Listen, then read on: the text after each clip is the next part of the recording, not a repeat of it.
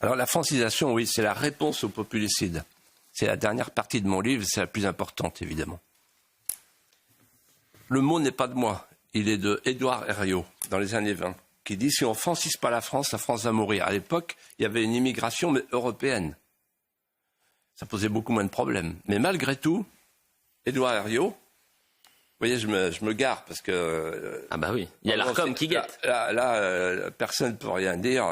Sinon, on aurait dit « Ah, la francisation ». Bon, la francisation, Édouard Herriot. Voilà. Bon. Mais ça me va très bien, je vais vous expliquer pourquoi. On a un peu de temps, non ?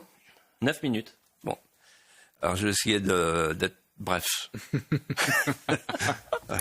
Mais c'est très important. Parce que je vais vous dire quelque chose qu'on ne dit pas. Que beaucoup de gens ne savent pas, qui vont découvrir ce soir, sur la France. En fait, aujourd'hui, ce qui arrive à notre pauvre terre de France, c'est qu'elle ressent un mal-être qui traverse toute la société des Français sédentaires, et aussi des Français arrivants. Le malaise des héritiers et des arrivants. De sorte que et les uns et les autres sont tous deux livrés à la même souffrance intime quand on le regarde de près. Vous avez un peuple neuf qui sait d'où il vient, mais qui ne sait rien de l'endroit où il arrive. Et vous avez un peuple sédentaire, hagard, éberlué, exténué, qui ne sait plus où il habite et qui ne sait plus d'où il vient. Si bien qu'il n'y a plus personne pour tenir la maison, plus personne pour la garder, plus personne pour l'aimer. C'est ce que les philosophes appellent l'oikophobie, du mot oikos, la maison. Oikophobie. La haine de la maison, la haine de l'endroit où on habite. Alors, si vous voulez, pour répondre à cette oikophobie, où plus personne n'aime la maison, la France, si vous voulez appliquer le principe comme réponse de l'hédonisme consumériste, avec la pratique à l'école de l'amnésie des grandeurs et de l'hypermnésie des lâchetés, pour faire honte au peuple français qui vient, alors la France séchera sur pied.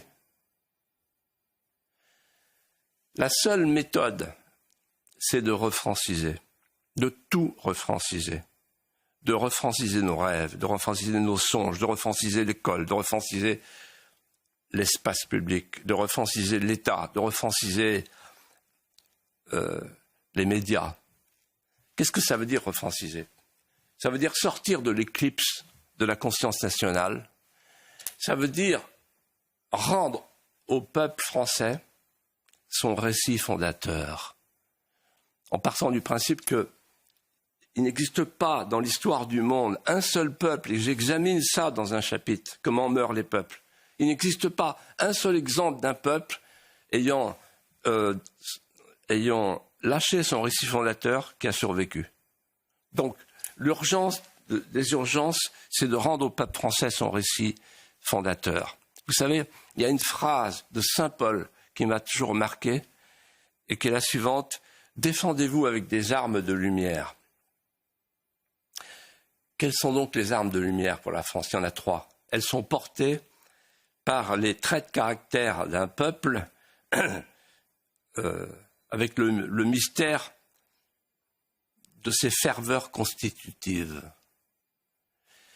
Et ces 3 armes de lumière sont 3 cordes de rappel qui peuvent permettre à un peuple au bord du gouffre de retrouver le goût de l'escalade, de retrouver le goût des ascensions, de retrouver le goût des cimes. Quelles sont ces 3 cordes de rappel ?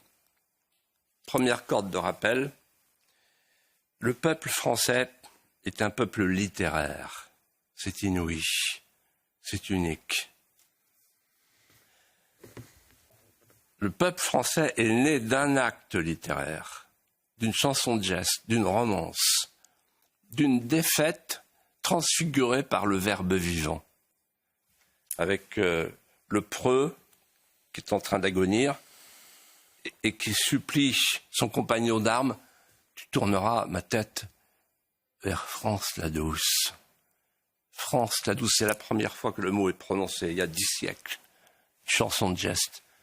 La France est née de la littérature, d'un acte de la littérature et d'une tragédie racontée par cette littérature. Et donc, comme le disait Paul Valéry et également Bernanos, il suffit d'une seule bibliothèque. Vous savez, Jacques Ellul disait « Un paysan qui meurt, c'est comme une bibliothèque qui brûle ». C'est ça la civilisation, elle se transmet.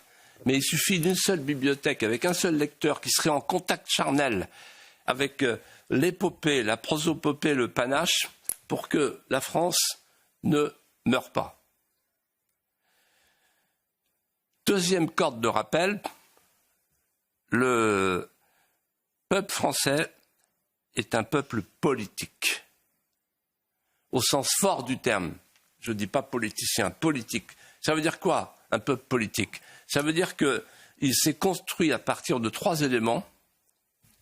Le dessin du précaré, l'État, la frontière, c'est l'État qui a fait la nation, pas l'inverse. C'est un cas unique au monde. L'État, la frontière et l'instinct français. Alors, je sais bien que le peuple français est un peuple querelleur. Vous savez, De Gaulle disait cette vieille propension gauloise aux divisions et aux querelles. Mais dans son histoire, le peuple français, songez-y, n'a jamais cédé quand il a été en difficulté. À chaque fois qu'il a été au bord de l'abîme, le peuple français s'est arrimé à 2 môles qui n'ont pas vacillé, le tronçon de l'épée et la pensée française. Peuple politique. Et enfin, et c'est incroyable de dire ça aujourd'hui, et pourtant, le peuple français est un peuple métaphysique, c'est-à-dire qu'il met de l'éternité dans chaque instant. À chaque fois que j'ai traversé la France, même quand j'étais enfant, j'ai perçu quelque chose par l'intuition. Je me disais, mais pourquoi tous ces artisans qui ont bâti cette France, qui est encore debout, et qui vient du fond des âges, toutes ces maisons, tous ces villages. Et mon père m'a répondu, tu sais Philippe, ces artisans, ils ont mis de l'éternité dans le précaire. J'ai retenu cette phrase. Ils ont mis de l'éternité dans le précaire. Et qu'est-ce que ça veut dire pour un Français mettre de l'éternité dans le précaire? Ça veut dire que c'est se souvenir de la manière dont on a commencé. La France, elle est née sur un baptistère avec cette phrase « Courbe-toi, fier Sicambe, adore ce que tu as brûlé, brûle ce que tu as adoré ». C'est l'onction baptismale. Et il reste, quoi qu'on en dise, un petit filet de Saint-Crème qui est une manifestation invisible, mais qui irrigue et qui irradie comme l'irruption du surnaturel dans le naturel.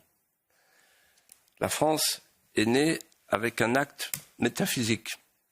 La France a vécu avec la métaphysique, puisque le nombre d'or des cathédrales, c'est quoi? Sinon la déclinaison de la pierre et de la métaphysique. Mais ça va plus loin. L'État-providence, par exemple, d'où ça vient, quand on y réfléchit bien?